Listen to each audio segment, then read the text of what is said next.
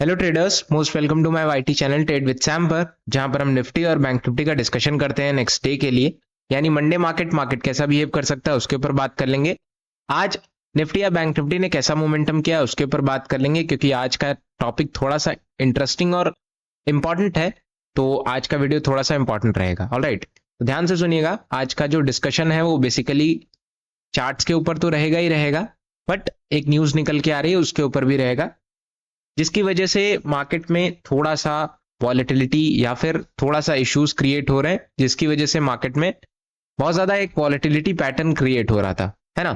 जिसको जिस वजह से ये हो रहा था मैं आपको सारी चीजें बताता हूं शुरू से। ऑलराइट, सबसे पहली चीज क्या है, अगर आप ध्यान से देखो, मैं क्लोजिंग आपको बताता हूं। आज की जो क्लोजिंग है वो 25,470 के आसपास आई है। ऑलराइट, और प्रीवियसली लगभग 25,600 से मार्केट बहुत अच्छा रेजिस्टेंस ले रहा था, जिसकी वजह से मार्केट में फॉल भी देखने को मिल रहा था।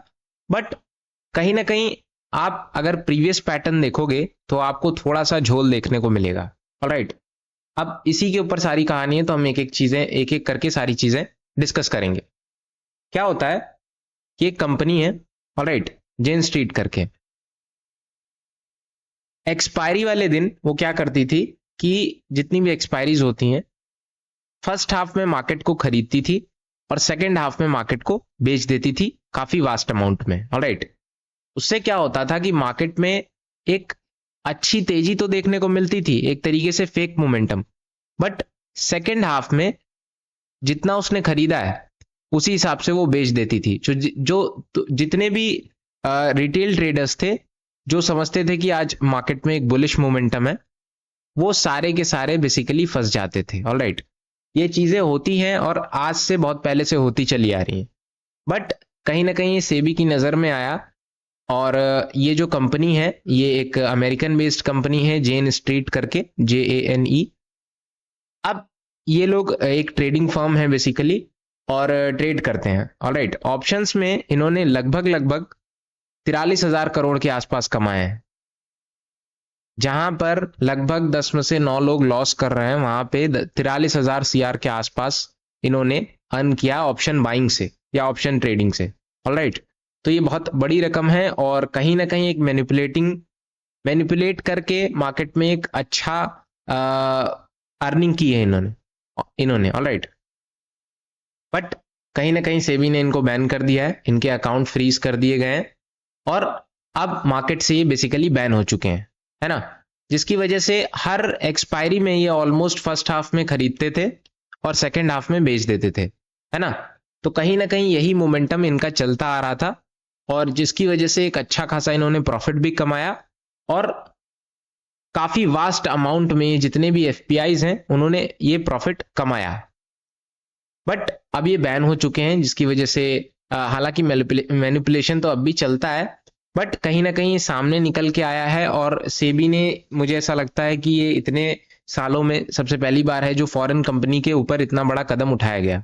ऑलराइट, अगर आप ध्यान से देखोगे जितनी भी बॉटम है एक अच्छी बाइंग जोन है। ऑलराइट, फर्स्ट हाफ में क्या हुआ, थोड़ा बहुत एक बेरिश मोमेंटम देखने को मिला, बट कहीं ना कहीं एक बाइंग लास्ट में देखने को मिली, एक बुलिश मोमेंटम देखने को मिला, जिसकी वजह से कहीं ना कहीं मार्केट वापस से उसी रेट में आता हुआ, उसी ट्रेंड में आता हुआ नजर आ रहा है। और मे भी अगर ऐसी सारी चीजें अगर आप ध्यान से देखो ना, आप खुद ही ये चार्ट पैटर्न अगर आप एक्सपायरी के दिन का देखोगे तो आपको क्लियरली समझ में आएगा कि मार्केट पहले उठाया जाता है एंड नेक्स्ट सेकेंड हाफ में बहुत तेजी से गिरा दिया जाता है। तो ये कहीं ना कहीं फुल्ली एक तरीके से मार्केट को मैनिपुलेट किया जा रहा है, और जितने भी रिटेलर्स हैं इसमें उन्हीं का नुकसान हो रहा है। ऑलराइट, तो कहीं ना कहीं एक सेफ कदम उठाया गया है, जो कि एक अच्छी चीज है, और बिल्कुल ही इनको बाहर कर देना चाहिए। और जितने भी अकाउंट्स थे इनके फ्रीज ही कर दिए गए हैं, तो उसमें कोई बहुत बड़ी बात नहीं है ना। फिलहाल अगर आप ये तो बाकी न्यूज रही, बाकी हम डिस्कशन स्टार्ट करते हैं, जो कि कल के लिए मंडे मार्केट के लिए इंपॉर्टेंट रहेगा। ऑलराइट, अगर आप ध्यान से देखोगे, अगर थोड़ा सा हम जूम आउट करें, ऑलराइट, यहां कहीं पे ऑलमोस्ट 25,300 की रेंज में, 25,260 की रेंज में मार्केट ने एक अच्छी बाइंग देखने को मिली थी, और एक अच्छी बाइंग भी की थी, है ना। लगभग उसी रेंज के आसपास 300 साढ़े 300 के आसपास आज भी एक बाइंग देखने को मिली, क्योंकि आपको एक अच्छी खासी डिप मिली, आपने बाइंग की।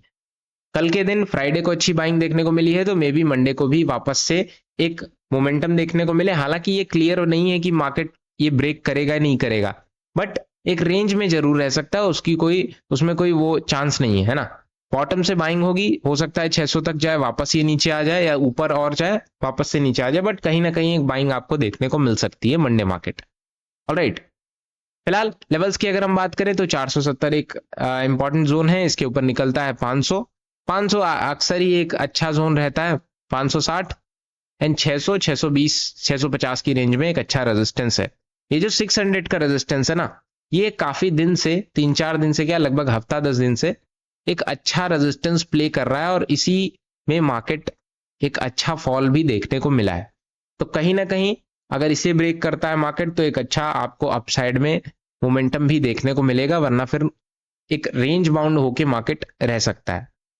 डाउन साइड की अगर हम बात करें तो ऑब्वियस सी बात है, 400 के आसपास एक सपोर्ट, और नीचे आते हैं तो 340, 260, 200 से होते हुए 180। ऑलराइट, अगर हम ऑप्शन चेन देखें तो ऑप्शन चेन में बहुत कुछ खास डाटा आपको देखने को मिलेगा नहीं, क्योंकि आज फ्राइडे है तो बहुत ज्यादा डाटा बना नहीं है। बट 25,500 के आसपास कॉल राइटर्स ठीक ठाक अमाउंट में हैं, बहुत ज्यादा नहीं है।